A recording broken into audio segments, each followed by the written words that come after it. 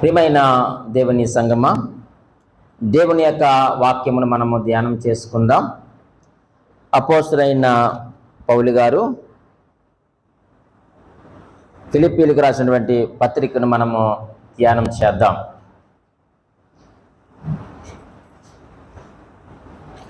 ఆ యొక్క వాక్య భాగంలోనికి వెళ్ళే ముందు చిన్న ప్రార్థన చేసుకుందాం. పరిశుద్ధమైన తండ్రి, నీకు స్తోత్రాలు. ఘనమైన దేవా, నీకు వందనాలు. ప్రభా, దీనుడను అల్పుణ్ణి, నన్ను మరుగు చేయండి. నా నోట నీ మాట ఉంచండి. కేవలం నీ స్వరమును మాత్రమే వినిపింప చేయండి. నేను తగ్గవలసి ఉన్నది, నీ నామము హెచ్చవలసి ఉన్నది. ఆత్మదేవుడు నీ సన్నిధి ప్రసన్నతను ఉంచి వినగలిగే చెవులు, గ్రహించగలిగే మనసు మాంత్రిక దయచేయమని ప్రభువైన యేసుక్రీస్తు నామమును అడిగి వేడుకొనుచున్నాము తండ్రి. ఈ యొక్క పత్రికను గురించి మనం ఆలోచన చేస్తూ ఉన్నప్పుడు ఈ 4 అధ్యాయములు ఉన్నటువంటి ఈ యొక్క పత్రిక పౌలు గారికి అత్యంత ఇష్టమైన సంఘముగా, ప్రేమించేటువంటి సంఘముగా మనకు ఈ యొక్క ఫిలిప్పీలో ఉన్నటువంటి సంఘం మనకు కనిపిస్తూ ఉంది. ఆయన యొక్క 2వ మిషనరీ ప్రయాణంలో పౌలు గారు, అలాగే వారి యొక్క జత పనివారైనటువంటి శీల, తిమోతి, అలాగే లూకా, వీరందరూ కలిసి ఈ యొక్క సంఘ స్థాపకులుగా మనకు కనిపిస్తూ ఉన్నారు. మనము ఆలోచన చేస్తూ ఉన్నప్పుడు ఈ సంఘము ఏర్పడడానికి కారణం ఎవరంటే స్త్రీలే. ఆ సంగతి మనకు తెలుసు. అపోస్తలుల కార్యముల్లో 16వ అధ్యాయము 12వ వచనం నుంచి ఆ సందర్భం ఉంటుంది. ఈ ఫిలిప్పీ సంఘము స్థాపింపబడడానికి, అక్కడ సంఘాన్ని ఏర్పాటు చేయడానికి గల కారణం ఎవరంటే స్త్రీలైన వారే. మీరు చదివితే మీకు లేఖన భాగం మీకు అర్థమవుతుంది. వారి ద్వారా మరి పౌలు గారు, అలాగే శీల, తిమోతి, లూకా, వీళ్ళందరూ కలిసి ఆ యొక్క సంఘాన్ని వారు స్థాపించడానికి అక్కడ వీలు పడింది. ఈ యొక్క సంఘము అనేక మార్లు పౌలు గారికి ఎంతో చాలా సహాయాన్ని అందించింది. ఏ సహాయము? ఆర్థిక పరమైనటువంటి సహాయాన్ని అందించినట్లుగా మనము కొరింథీయులకు రాసిన పత్రిక 2వ పత్రిక 11వ అధ్యాయము 9వ వచనములో మనం చూస్తాం. అయితే ఈ యొక్క పత్రికల్లో ఒక ప్రత్యేకమైన అంశాలు ఏంటంటే, పౌలు గారు రోమా చెరసాల్లో బంధించబడ్డారు. ఎప్పుడైతే వారు బంధించబడ్డారో ఈ యొక్క సంఘం ఏమైపోయిందయ్యా అంటే నిరుత్సాహంలోనికి వెళ్ళిపోయింది. అరే, ఇదేంటి ఇంతగా మమ్మల్ని ప్రోత్సహించి బలపరిచి ఇక్కడ ఒక చక్కని సంఘాన్ని వారు స్థాపించి మమ్మల్ని ఎంతగానో ప్రేమించి మమ్మలను ఆయన యొక్క 3వ ప్రయాణంలో మమ్మల్ని దర్శించి మమ్మల్ని బలపరిచినటువంటి ఈయన చెరసాల్లోకి వెళ్ళేసరికి ఆటోమేటిక్గా వాళ్ళకి ఏమొచ్చింది అంటే చిన్న నిరుత్సాహము వచ్చేసింది. ఆ నిరుత్సాహాన్ని బట్టి వారు చింతిస్తూ ఉన్నప్పుడు ఈ పత్రికను ఆయన రాసి ఏమన్నాడంటే, మీరు ఆనందించండి, మీరు సంతోషించండి, నాకు కలిగిన బాధలను బట్టి, అవమానాలను బట్టి మీరు కృంగిపోవద్దు, మీరు నిరుత్సాహ పడవద్దు అని వారిని హెచ్చరిస్తూ, బలపరుస్తూ, అలాగే సంఘంలో వచ్చినటువంటి సమస్యను పరిష్కరిస్తూ ఈ పత్రికను రాసినట్లుగా మనం చూస్తూ ఉన్నాం. అక్కడ మనం చూస్తూ ఉన్నప్పుడు 4వ అధ్యాయము 2వ వచనంలో ఒక 2 స్త్రీల వలన చిన్న సమస్య వచ్చింది. ఆ సమస్యని పరిష్కరిస్తూ వారిని బలపరుస్తూ ఈ యొక్క పత్రికను రాసినట్లుగా మనం చూస్తూ ఉన్నాం. ఇది ఈ పత్రికకు ఉన్నటువంటి నేపథ్యం. ఈరోజు మన యొక్క వాక్యాంశం ఏమిటంటే దేవుని పనిలో లక్ష్యం, లేక దేవుని యొక్క పనిలో గురి. మనం ఆలోచన చేస్తూ ఉన్నప్పుడు విశ్వాసులైనా అలాగే సేవకులైనా ఈ యొక్క విశ్వాస సేవను మనం ఎలా చేయాలంటే ఆనందంగా మనము చేయాలి, సంతోషంగా మనము చేయాలి. ఇది ఎవరి ఉద్దేశం అంటే ఇది దేవుని యొక్క ఉద్దేశం. ఆ యొక్క దేవుని యొక్క ఉద్దేశాన్ని గ్రహించినటువంటి అపోస్తలుడైనటువంటి పౌలు గారు ఆ సత్యాన్ని అర్థం చేసుకొని ఈ యొక్క ఫిలిప్పీ పట్టణం ఉన్నటువంటి సంఘానికి ఆయన పత్రికను రాయవలసి వచ్చింది. ఎందుకు రాయవలసి వచ్చిందో నేను ముందే చెప్పాను. వారు చాలా నిరాశలో ఉన్నారు, నిరుత్సాహంతో ఉన్నారు. అప్పుడు వారికి పత్రికను రాస్తూ, బాబు ఫిలిప్పీ సంఘస్థులారా, మీరు ఆనందిస్తూ ఈ యొక్క ఆధ్యాత్మిక యాత్రను మీరు చేయండి, మీరు ఆనందించండి, సంతోషించండి అని చెప్పడానికి ఆయన ఈ 4 అధ్యాయాలు రాయవలసిన అవసరత వచ్చింది. ఈ 4 అధ్యాయాల్లో మనం చూస్తూ ఉన్నప్పుడు ఆయన ఇంచుమించుగా 22 సార్లు ఆనందము, సంతోషం అనేటువంటి మాటలు అక్కడ మనకు కనిపిస్తూ ఉంటాయి. మనం చదవండి ఈ 4 అధ్యాయాలు, మనం ఇంటికి వెళ్ళిన ధ్యానం చేస్తే, మీరు ఆనందంగా ఉండండి, మీరు సంతోషంగా ఉండండి, మీరు ఆనందించాలి, మీరు ఆనందిస్తూనే ఈ యొక్క ఆధ్యాత్మిక యాత్రను మీరు చేయాలి అని ఆ యొక్క పత్రికను ఆయన రాసినట్లుగా అక్కడ మనము చూస్తూ ఉన్నాం. అయితే ఈ యొక్క పత్రికలో మనము ఒక 4 విషయాలు, 4 అధ్యాయముల నుంచి ఒక 4 విషయాలు మనం ఆలోచన చేసి దేవుని యొక్క పనిలో మనము ఒక లక్ష్యం కలిగి ఉందాం. పౌలు గారు ఎలాగైతే ఒక లక్ష్యం కలిగి ఆయన జీవించాడో, ఒక లక్ష్యం కలిగి ఎలాగైతే ఆయన ఆధ్యాత్మిక యాత్రను కొనసాగించాడో, ఈరోజు క్రైస్తవులుగా మనము కూడా ఆయన యొక్క పనిలో ఒక మంచి లక్ష్యం కలిగి ఆనందకరమైన క్రైస్తవ జీవితాన్ని మనము జీవిద్దాం. మొట్టమొదటిగా మనం ఆలోచన చేసినట్లయితే మొదటి అధ్యాయము 21వ వచనాన్ని మనం చదువుకుందాం. చూడండి ఎంత చక్కని మాట మాట్లాడుతూ ఉన్నాం. నా మట్టుకైతే బ్రతుకుట క్రీస్తే, చావైతే లాభము. పౌలు గారు దేవుని పనిలో ఆయన కలిగిన ఒక లక్ష్యం ఏమిటంటే, నేను ఒక మంచి లక్ష్యం కలిగి ఉన్నాను, నేను ఒక మంచి లక్ష్యం కలిగి ఉన్నాను. ఏమిటి ఆ లక్ష్యం అంటే, నా మట్టుకైతే బ్రతుకుట క్రీస్తే, చావైతే లాభం. ఆయన లక్ష్యం ఏంటి? బ్రతికితే క్రీస్తు కొరకు బ్రతకాలి, చస్తే క్రీస్తు కొరకు చావాలి. ఈయన ఏమన్నాడంటే, బ్రతుకుట లాభం అనలేదు, కానీ చస్తే మనకు లాభం ఏంటి ఈరోజు చెప్పండి? కానీ ఈరోజు మనము చావు కొరకు మాట్లాడితే భయపడిపోతున్నాం. ఎక్కడైనా కాదండి, ఎక్కడైనా మనము చావు కొరకు మాట్లాడితే భయపడిపోతున్నారు. ఈ అంశాన్ని మాట్లాడినప్పుడు వాళ్ళకి అది బాధ అనిపించింది. కానీ ఈరోజు మనం ఆలోచన చేస్తే పౌలు గారు అంటున్నారు, నాకు చావు లాభం. ఏంటి లాభం? మన పరిశుద్ధ గ్రంథంలోనే చూద్దాం. లాభం ఏమిటి అంటే 3వ అధ్యాయము 21వ వచనం చదవండి. ఫిలిప్పీలకు రాసిన పత్రిక 3వ అధ్యాయం 21వ వచనం. సమస్తమును తనకు లోపరుచుకొన జాలిన శక్తిని బట్టి ఆయన మన దేన శరీరమును తన మహిమ గల శరీరమునకు సమరూపముగా గల దానిగా మార్చును. నేను చనిపోతే నాకు లాభం ఏంటో తెలుసా? నా దీన శరీరం ఎలా మారుతుంది? మహిమ శరీరముగా మారుతుంది. ఈ మట్టి శరీరము మహిమ శరీరముగా మారుతుంది. ఎవరికి సమరూపముగాను? తన మహిమ గల శరీరమునకు. యేసుక్రీస్తు అయితే మన కొరకు శరీరధారిగా వచ్చి తన ప్రాణమును పెట్టి చనిపోయి మరలా 3వ దినమున ఆయన మహిమ శరీరముతో తిరిగి లేచినాడో, ఆ యొక్క మహిమ శరీరమునకు సమరూపముగా నా శరీరములు ఏం చేయబడతాయి? మార్చబడతాయి. అందుకని పౌలు గారు అంటున్నారు, నాకు చావు లాభము, బ్రతుకుట కాదు. ఒకవేళ బ్రతుకుతే బ్రతుకుతాను, ఆ బ్రతుకు ఎవరి కొరకు? నేను బ్రతికితే క్రీస్తు కొరకే బ్రతుకుతాను, నేను చచ్చిపోయిన ఎవరి కొరకు చనిపోతాను? క్రీస్తు కొరకు. కానీ చావులో నాకు లాభం ఉంది. మొదటి లాభం ఏమిటయ్యానంటే, ఈ దీన శరీరము మహిమ శరీరముగా మార్చబడుతుంది. దాని కొరకు నేను వెనకడికి వేయను. రెండవదిగా మనం ఆలోచన చేద్దాం. చూడండి, ప్రకటన గ్రంథము 21వ అధ్యాయము 3వ వచనాన్ని మనం చదువుకుందాం. 21:3. అప్పుడు ఇదిగో దేవుని నివాసము మనుషులతో కూడా ఉన్నది. ఆయన వారితో కాపురముండును, వారు ఆయన ప్రజల ఇందురు. దేవుడు తానే వారి దేవుడై ఉండి వారికి తోడై ఉండును. ఈ రెండవ మాట నాకేమి నేర్పిస్తుంది? 3వ వచనమున అంటే నాకు శ్రేష్టమైన బాంధవ్యము దొరుకుతుంది.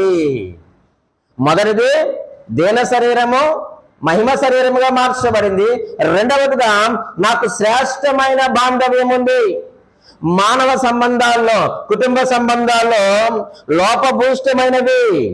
ఎందుకనంటే నీవు నచ్చావనుకోండి, నిన్ను ఎక్కడ పెట్టుకుంటారు? నెత్తిన పెట్టుకుంటారు. నచ్చకపోతే ఏదో సామెత కూడా ఉంటుందండి, పెడితే బతుకు గోరడం, లేకపోతే. కానీ ఇక్కడ దేవుని వాక్యం ఏమి సెలవిస్తా ఉంది చూడండి.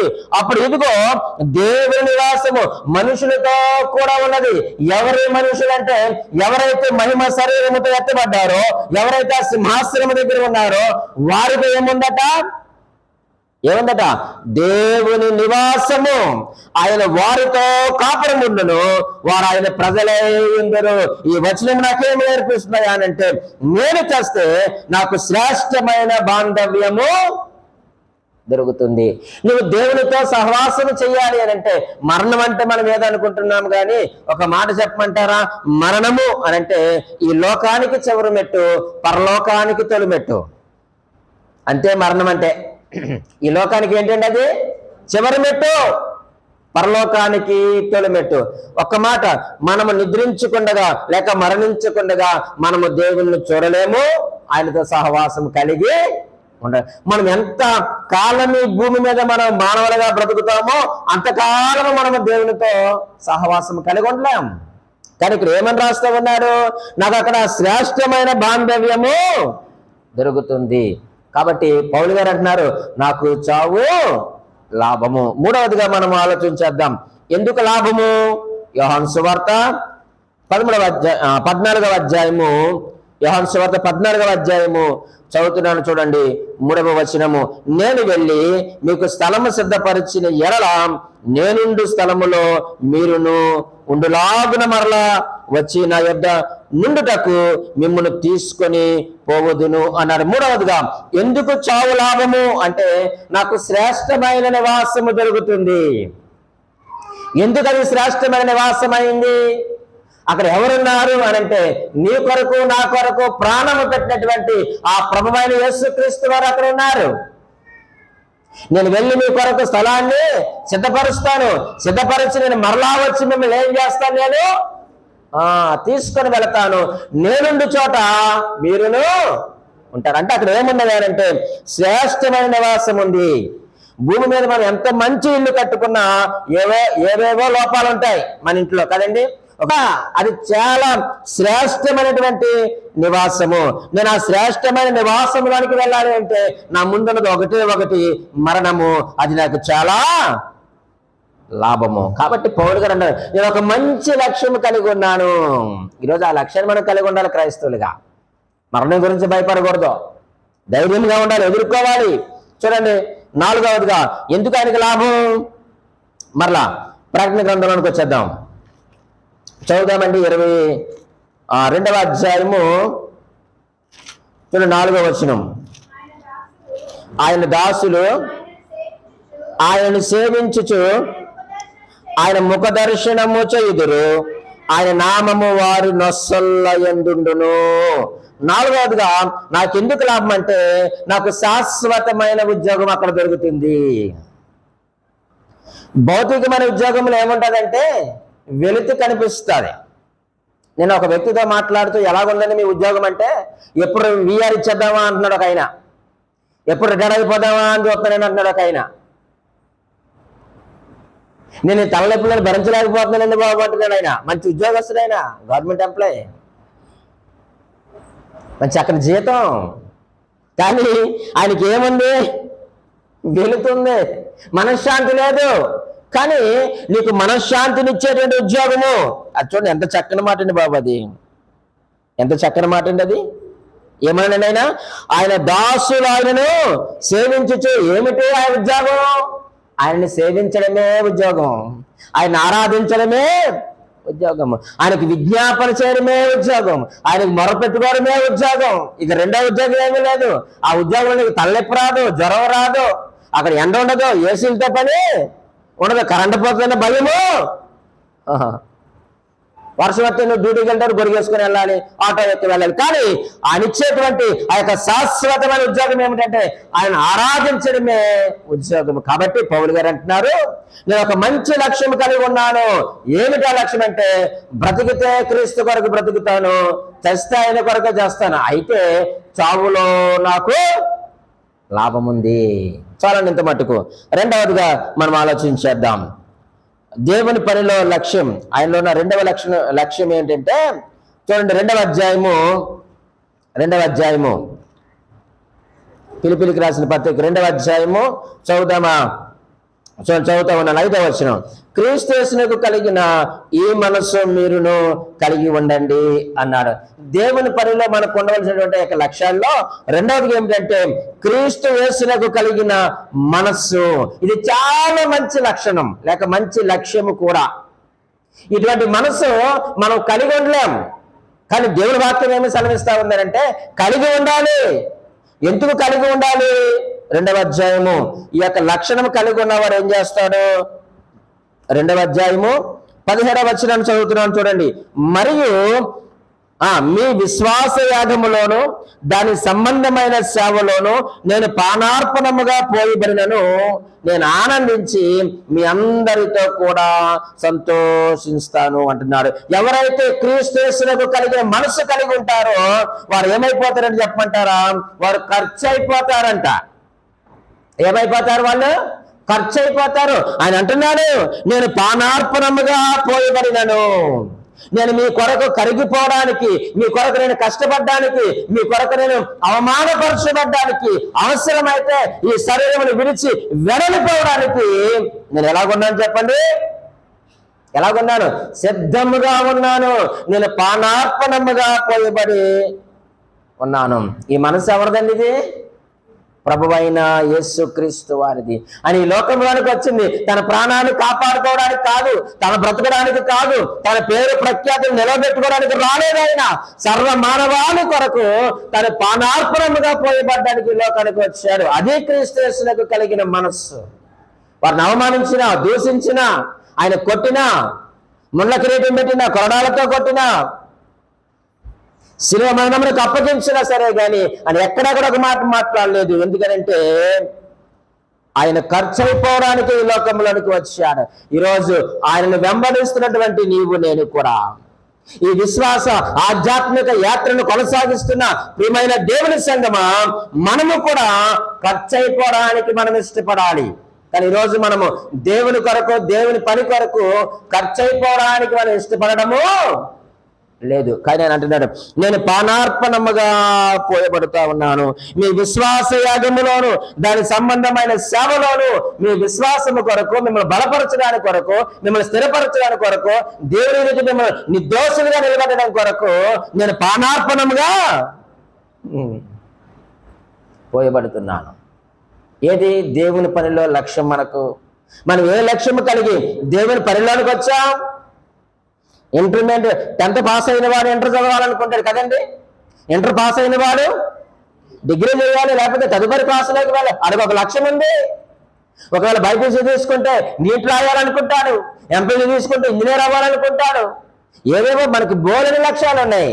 కానీ ఇవన్నీ కూడా భౌతికమైనవి. ఉండాలి, ఉండకూడదని ఎక్కడ కూడా చెప్పలేదు. ఇవన్నీ ఉండాలి. అట్ ద సేమ్ టైం దేవుని యొక్క పనిలోని లక్ష్యం ఏమిటి? ఇది ప్రాముఖ్యమైనది. ఈరోజు చూడండి, అది 2వ అధ్యాయము 21వ వచనం. అందరూ తమ సొంత కార్యములనే అందరూ తమ సొంత కార్యములనే చూసుకొనిచున్నారు, కానీ యేసుక్రీస్తు వారి యొక్క కార్యములను చూడరు. 22వ వచనంలో కూడా ఆయన ఏమన్నటువంటి, అతని యోగ్యత మీరు ఎరుగుదురు. ఎవరైనా పైకి వెళ్దాం కొంచెం. ఎవరి కొరకు మాట్లాడుతున్నాడు అని అంటే 19 చదువుతున్నాడు. నేనును మీ క్షేమము తెలుసుకొని ధైర్యం తెచ్చుకునే నిమిత్తము తిమోతిని శీఘ్రముగా మీ యొద్దకు పంపుటకు ప్రభువైన యేసునందు నిరీక్షించుచున్నాను. మీ విషయమై నిజముగా చింతించువాడు అతని వంటి వాడు నా యొద్ద లేడు. ఈ తిమోతి కూడా మీ కొరకు చింతిస్తా ఉన్నాడు. క్రీస్తు కలిగిన మనసున్నవాడు ఎవరైనా సరే గాని సంఘము కొరకు చింతిస్తాడు, దేవుని ప్రజల కొరకు చింతిస్తాడు, సువార్త కొరకు చింతిస్తాడు. అని అంటున్నాడు, మీ క్షేమము కొరకు, మీ క్షేమాన్ని తెలుసుకొని ధైర్యం తెచ్చుకునే నిమిత్తము తిమోతిని శీఘ్రముగా మీ వద్దకు పంపుతున్నాను. మీ క్షేమ విషయమై నిజముగా చింతించువాడు అతని వంటి వాడు ఎవడును నా యొద్ద లేడు. ఈరోజు నీ చింత దేని కొరకు? నీ యొక్క విశ్వాస యాత్రలో నీ చింత దేని కొరకు? సువార్త కొరకైనటువంటి చింత నీలో ఉందా? దేవుని కొరకు, దేవుని యొక్క సువార్త కొరకు, ఆత్మల కొరకు నీవు ఖర్చు అయిపోవడానికి సిద్ధంగా ఉన్నావా? తిమోతి సిద్ధంగా ఉన్నాడు. చూడండి మరలా అలాగే కిందకు వస్తే 29:30లో కూడా నా ఎడల మీ ఉపచర్యలో ఉన్న కొదువును తీర్చుటకై అతడు తన ప్రాణమునైనను లక్ష్య పెట్టగా క్రీస్తు యొక్క పని నిమిత్తము చావునకు సిద్ధమైండెను గనుక పూర్ణ ఆనందముతో ప్రభువునందు అతన్ని చేర్చుకుని అట్టి వారిని గణపరచుడి. ఎవరైనా ఈ రెండో వ్యక్తి ఎవరంటే ఎపఫ్రోదీతు. ఇది ఎలాగున్నాడట? ఈయన చావునకు సిద్ధమైంది కూడా. ఎపఫ్రోదీతు ఏదో జబ్బు చేస్తున్నాడు అక్కడ, అయినా సరే చావునకు సిద్ధమై ఉండేను గనుక పూర్ణానందంతో చేర్చుకోండి. మీ ఉపచర్యలో ఉన్న కొదువును తీర్చడానికి అతడు తన ప్రాణమునైనను లక్ష్య పెట్టలేదటండి. తన ప్రాణాన్ని కూడా లక్ష్య పెట్టలేదు. ఎప్పుడైతే మనం ఆధ్యాత్మికంగా ఒకరిని మాదిరి పెట్టుకొని వారితో మనం నడుస్తామో, వారిని మనం ఫాలో చేస్తామో, వారిని వెంబడిస్తామో ఆటోమేటిక్ గా వారికి లక్షణాలు ఎవరికి వస్తాయి? వారిని అనుసరించే వారికి వస్తాయి. ఎవరు వారు అనుసరించేవారు? ఎవరు అని అంటే విశ్వాసులకైతే రాదండి అది. మరి ఎవరికి వస్తుంది అనుసరించడం అంటే? అది ప్రభునందు ప్రియమైన దేవుని సంగమా, ఎవరైతే శిష్యులుగా ఉన్నారో అది వారికి మాత్రమే వస్తుంది. విశ్వాసులకు రాదు. ప్రాణత్యాగం చేసేది ఎవరికి రాదండి? విశ్వాసులకు రాదు.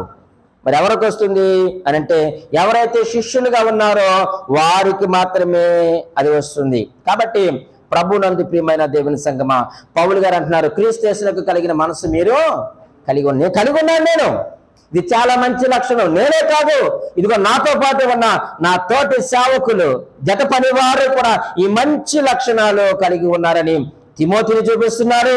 ఎపఫ్రోదీతును కూడా అక్కడ చూపిస్తున్నాడు. ఒక మాట మీకు జ్ఞాపకం చేయనా, నీ లక్ష్యం బాగుంటే నీ లక్షణాలు కూడా బాగుంటాయి. అంతే కదండి.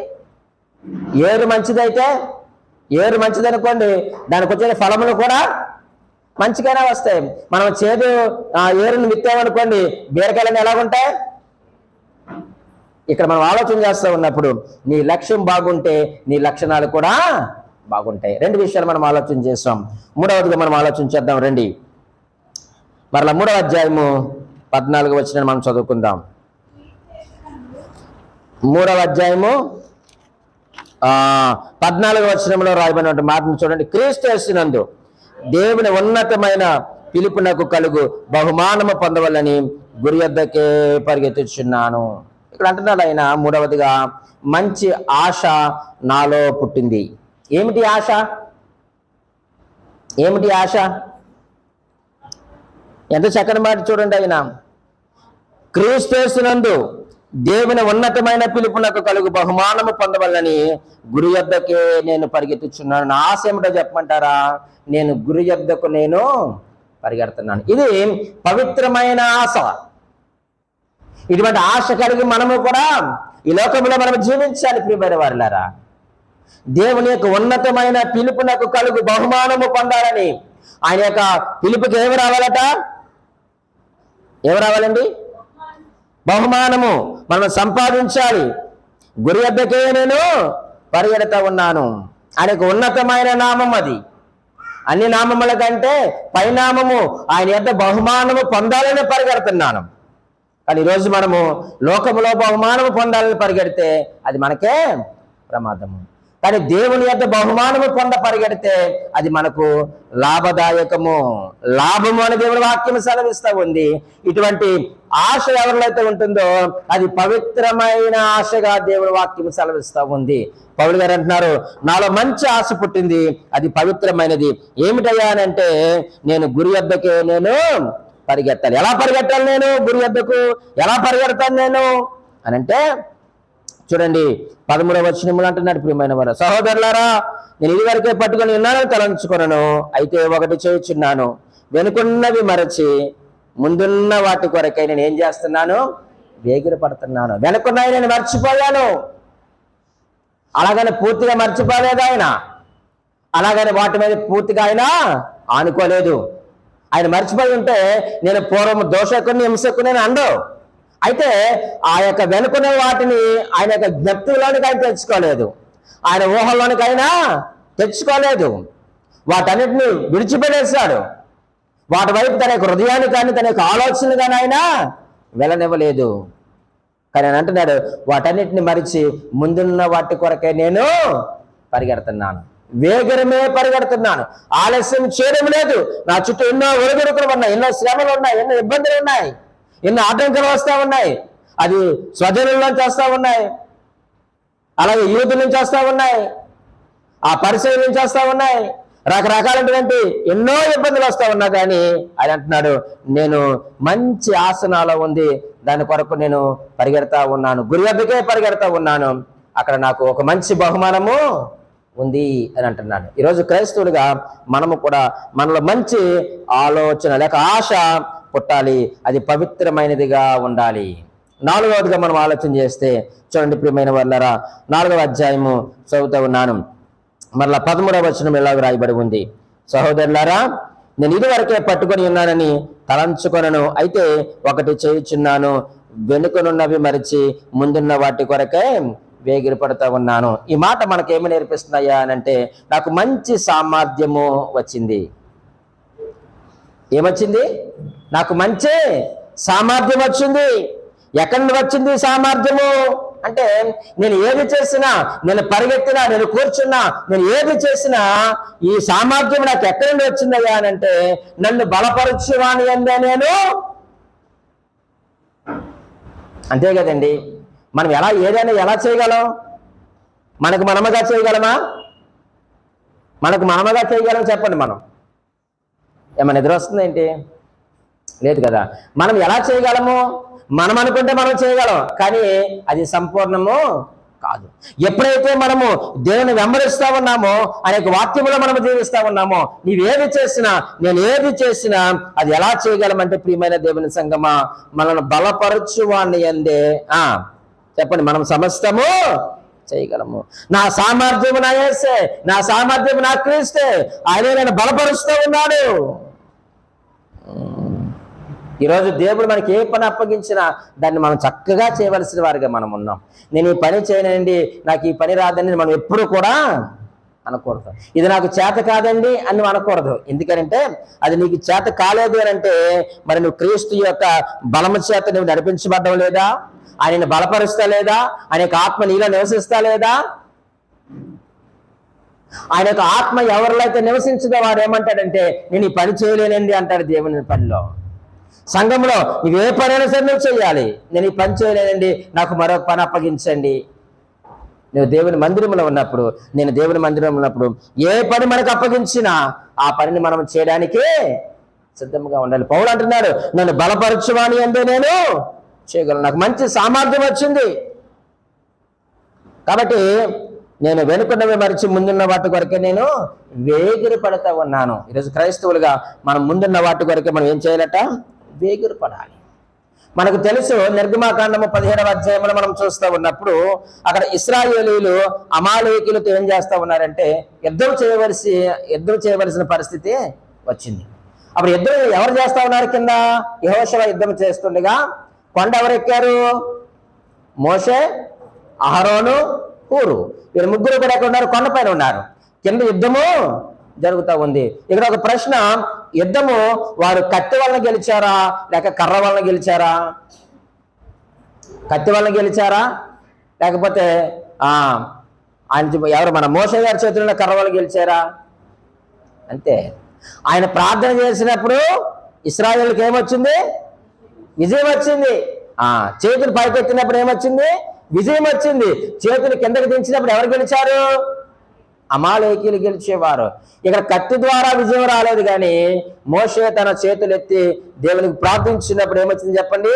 విజయం వచ్చింది. ఈ విజయానికి కారణం యెహోషువ చేతుల్లో కత్తి కాదు, వారికి ఉన్నటువంటి బలము కాదు. ఎలాగొచ్చింది అంటే, నన్ను బలపరచువాని యందే నేను సమస్తమును చేయగలను అన్నాడు. కాబట్టి ఈరోజు దేవుడు మనకి ఇచ్చినటువంటి ఆధిక్యతను మనం అనుభవిందాం. బాధ్యతలు మనము విస్మరిందామా? బాధ్యతలు మనం భరించాలి. ఆధిక్యతలు అనుభవించండి, బాధ్యతలు మనము భరించాలి. కానీ ఆధిక్యతలు మనం అనుభవించి బాధ్యతలు మనం విస్మరిస్తే మనము దేవుని యొక్క సంఘములో మనం నిలబడలేం, దేవుని ఎదుట మనం నిలబడలేం. ఈరోజు ప్రభునందు ప్రియమైన దేవుని సంఘమా, నీ లక్ష్యం బాగుంటే లక్షణాలు బాగుంటాయి, లక్షణాలు బాగుంటే ఆశయాలు బాగుంటాయి, ఆశలు బాగుంటే నీ సామర్థ్యము బాగుంటుంది. మనం అయ్యే చెప్పుకున్నాం. మొదటిది మనం ఏం చెప్పుకున్నాం? నేను ఒక మంచి లక్ష్యం కలిగి ఉన్నాను. రెండవదిగా క్రీస్తు యేసులో కలిగిన మనసు, అంటే ఇది ఒక మంచి లక్షణం కలిగి నేను ఉన్నాను. మూడవదిగా మంచి ఆశ నాలో పుట్టింది. నాలుగవదిగా నాకు మంచి సామర్థ్యం వచ్చింది. ఎవరినైతే సామర్థ్యం ఉందో వారిలో ఆశ ఉంటుంది, ఎవరినైతే ఆశ ఉందో వారిలో మంచి లక్షణము ఉంటుంది, ఎవరిలో మంచి లక్షణము ఉంటుందో వారిలో మంచి లక్ష్యము ఉంటుంది. మొదటి నుంచి చూడండి, మరలా ఎవరినైతే మంచి లక్ష్యం కలిగి ఉంటారో వారిలో మంచి లక్షణం కలిగి ఉంటారు. ఎవరినైతే మంచి లక్షణం ఉంటుందో వారిలో మంచి ఆశ పుడుతుంది. ఎవరిలో మంచి ఆశ పుట్టిందో వారిలో మంచి సామర్థ్యము ఉంటుంది. పౌలు గారిలో ఇవన్నీ కూడా ఉన్నాయి. కాబట్టి ఒకే ఒక మాట, దేవుని వాక్య ప్రమాణాలతో మనమే పరిశీలించుకుందాం, పరిశీలన చేసుకుంటే అది మన యొక్క జీవితాలకు, లేక మన కుటుంబాలకు, మన సంఘానికి అది ఆధ్యాత్మికమైన ప్రయోజనం.